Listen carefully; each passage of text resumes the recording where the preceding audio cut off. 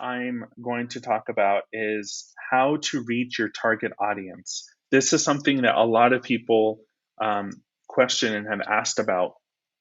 And it's something that a lot of people struggle with, and something that I struggled with and still continue to struggle with, especially when I'm getting on new platforms or starting something new, right? So, for example, with Bootstrap Mogul, I have I've just sort of restarted this and shifted the focus of what this business is about. And so now that requires me to understand my audience, my different audiences, what are some of the things that they are involved in, and then how do I find them? How do I engage them, right? Because one of the biggest things that people struggle with is, yeah, I'm posting content every single day. Maybe I'm doing it how I've planned it on my strategies or towards my goals, but I'm not getting any followers.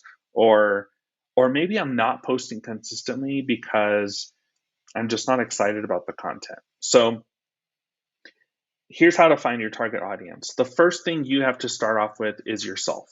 Okay.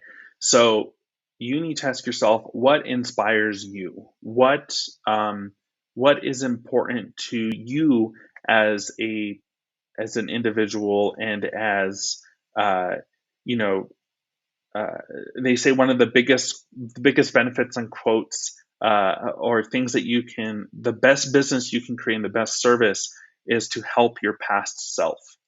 And so take a step back and think about what are some of the things that you have experienced, and how can you help that person who might be in that position yourself. So for me, it was when I first started my social media platforms. I had no clue what to do or what to post. And so I started working on these strategies and saying, okay, I have a plan. Here's my goals. Here's how I'm going to do it. So those are just some examples. So after you look in and see, okay, what's important to you looking within, there's three questions you want to ask. What areas of your business excite you the most? What is stuff that you can post about frequently without losing interest? And then what do you still have to learn? And I think those are good ways, because you can say, okay, I can focus my efforts on things that of my business that excite me, um, versus the things that I don't, right? Because that's going to keep you engaged and showing up every single day. What are things that you could share that you can talk about for hours on end with people? What are those things that really pique your interest and get you excited? And then what do you still have to learn? Because you can then use what you still have to learn as a step um, uh, in using those as experiments, for example, to share, like, oh, I still have to learn more about email marketing, so I'm going to go learn more about that, and then I can create content around it to help other people, uh, based off of my own experience, right? And so the key takeaway for that is learning alongside your audience helps you to create dynamic content that's going to inspire you, it's going to inspire your audience, and it's going to empower you and motivate you to show up every single day. So some of the things that you want to do in terms of action steps for this is, first, spend about an hour scrolling through your favorite social media platforms and seeing, what types of content or subject matter is getting shared out there that gets me to stop, or is getting more views, or is has higher engagement.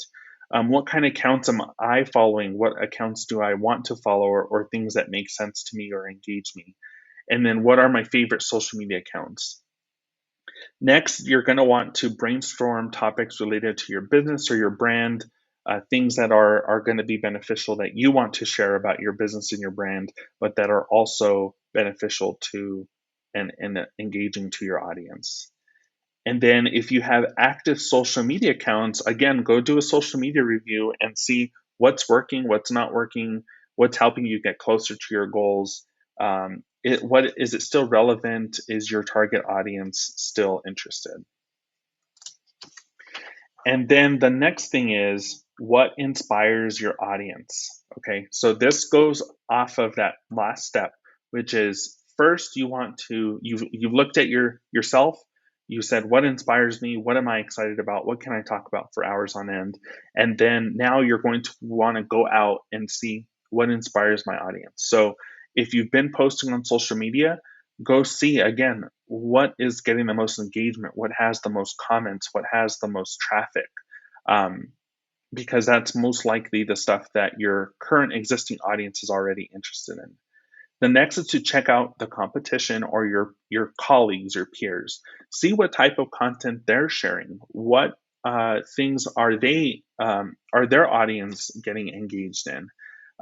So look for like two or three, right? And the five things you want to look for there are what are their most popular posts? What is their content focus? How do they deliver the majority of their posts, stories, or videos? What are people talking about in the comments, right? If they're asking additional questions, like write those down if you see a theme, right? Because then maybe you can create some content to answer that question for them. And then what hashtags do they use? Because hashtags are really just another search engine, another format to tag your content and create topics around it. And so if you understand what hashtags your competition is using, then you can see, okay, now let me go do some of my own hashtag research and find relevant ones, or can I use those same ones to share my content and get that content out in front of my audience? And so the key takeaway here is that past social media posts, even the imperfect ones,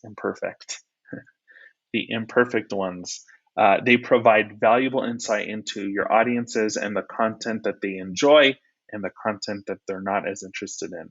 And so just know that, and the point about the imperfect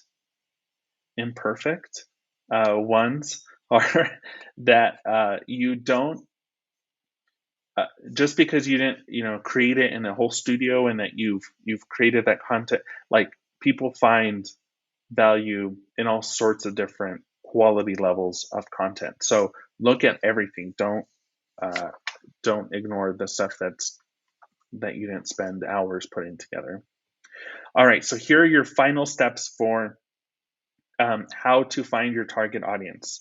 So if you have active business social media accounts, or maybe you have a blog or you have a site, make note of the posts that have the most likes, comments, and shares or saves, right? Go look in your analytics and see which ones are the most popular, and then try to dissect and find themes across those. Then go look at some of your competitors, your peers, others in your industry, and figure out, how many followers they have, what are some of their more popular posts, uh, what hashtags are they using, what's the content focus or niche they're doing, and then help them to, well, not help them, but help you to figure out how you can go out and help your audience even further. And then looking at, what social media accounts are the most active, which has the most followers, um, and then writing five things that you learn about your shared target audience and their content preferences.